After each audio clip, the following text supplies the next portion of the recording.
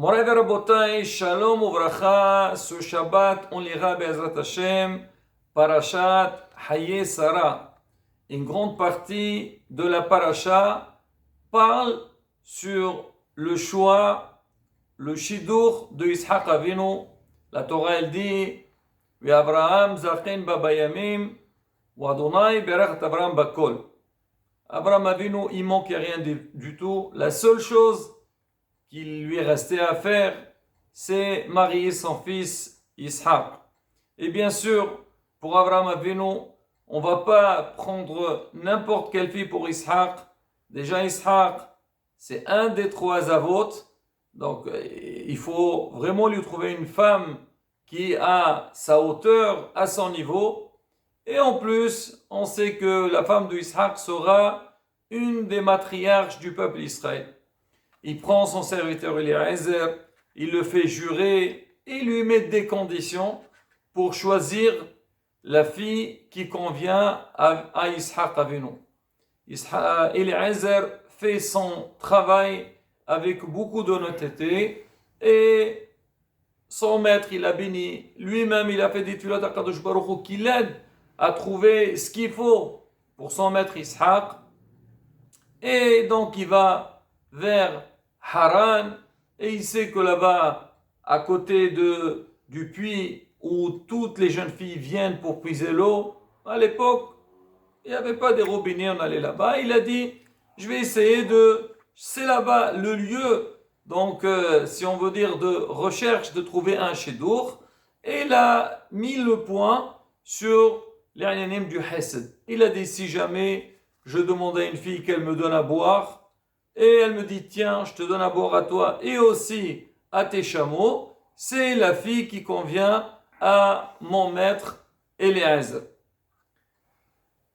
À peine qu'il arrive là-bas, et il voit les filles arriver. Déjà, le Midrash dit qu'en général, Rivka, elle ne venait pas, et ce jour-là, elle était venue. C'est un signe du ciel que Rivka, elle était destinée à Ishaq Avinu, mais elle était remarquée par rapport aux autres, c'est qu'il dit elle était plus tnoua. Elle avait de la pudeur, donc on sentait qu'elle était habillée d'une manière différente que les autres filles. Bien sûr, ça aussi, ça a attiré l'attention de Eliezer.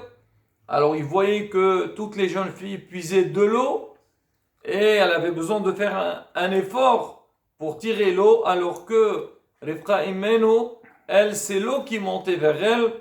Pratiquement, à travers ces signes-là, il était presque sûr qu'il a trouvé ce qu'il faut, mais quand même, il a trouvé important de la tester, et donc lui demande à boire. Elle lui dit, je te donnerai à boire à toi et à tes chameaux. Effectivement, Rivka Imenu, elle puise ce qu'il faut pour Eliezer.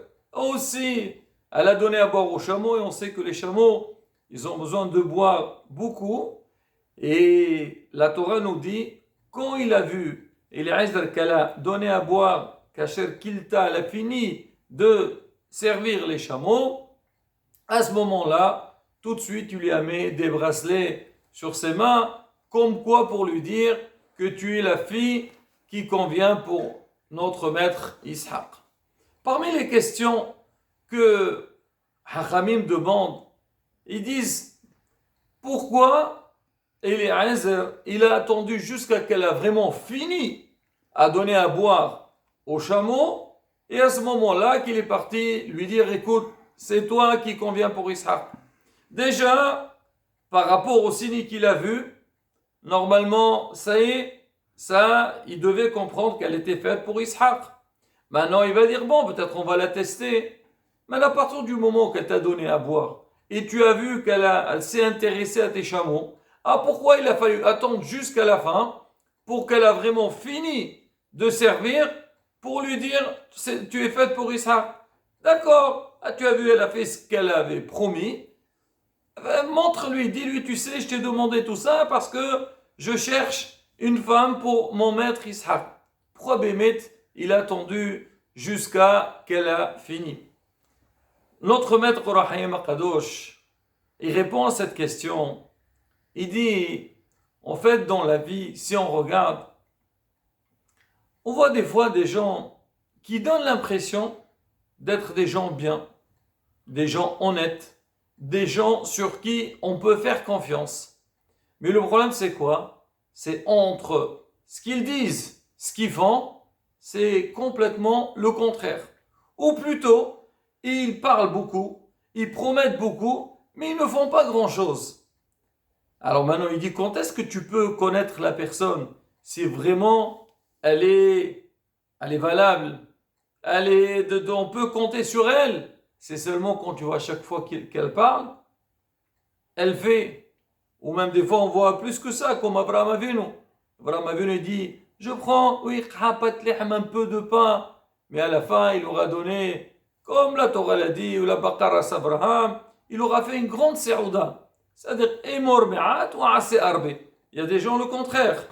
Emor arbe va ase me'at.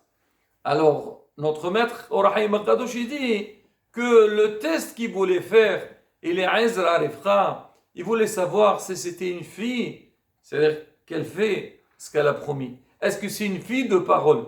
Bien sûr, le test qu'il lui a fait, c'est pour savoir qu'elle a le hesed ou pas. Ça, bien sûr, c'est le plus important. Il a vu les signes, la tsni'out, les nissim, les miracles qu'il y a eu. Tout ça, c'est beau. Mais on veut qu'on dit être concret, voir comment tu agis.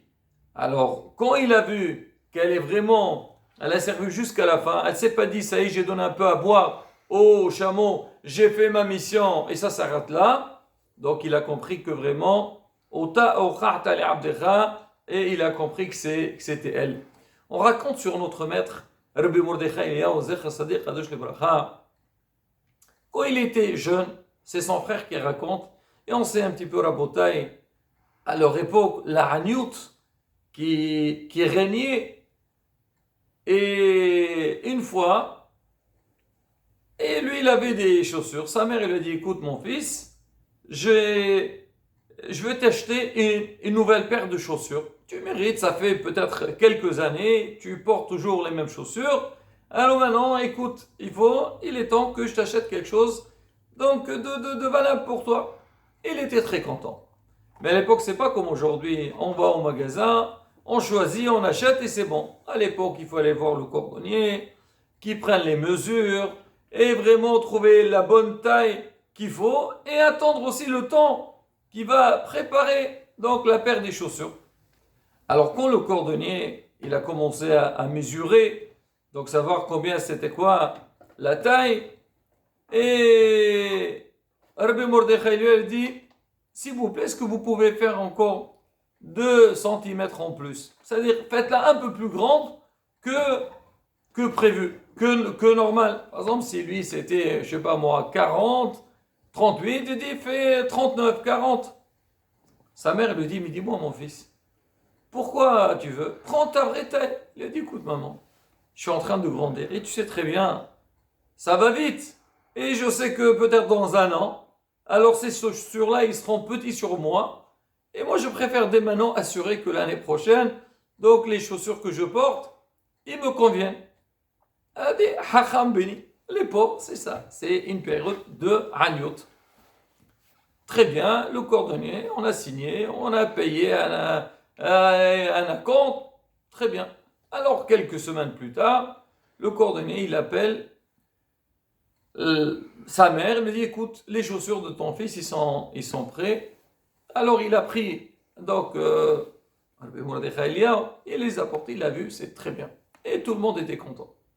Rabbi Mordechai Eliyahu, quand il se dirigeait vers la yeshiva, il a vu une mère qui n'était pas bien. Il a vu qu'elle était triste. Il dit, qu'est-ce que vous avez, madame? Je vous sens triste. Il lui a dit, mon fils, qu'est-ce que tu veux? Tu connais bien la haniout, la pauvreté. Elle, son fils, le pauvre, il a des chaussures déchirées. Ça fait quelques années qu'il porte les mêmes. Il n'arrive plus à aller à l'école. Il a dit, écoute maman, moi je ne peux pas aller à l'école avec des chaussures pareilles parce que je ne peux pas. J'ai mal aux pieds, j'ai honte, tout le monde se moque de moi. Alors Rabbi Mordechai dit, écoutez madame, ne vous inquiétez pas. Moi, Bezat Hashem, je peux vous aider. Vite fait, il rentre chez lui à la maison. et il lui amène les chaussures. Il dit, écoutez madame, voilà, mais ça c'est pour votre enfant. La dame, elle voit ça, un jeune, vraiment, elle a béni avec toutes les berachot. Et, et quand l'enfant il a mis les chaussures, elle était juste pile poil sur lui.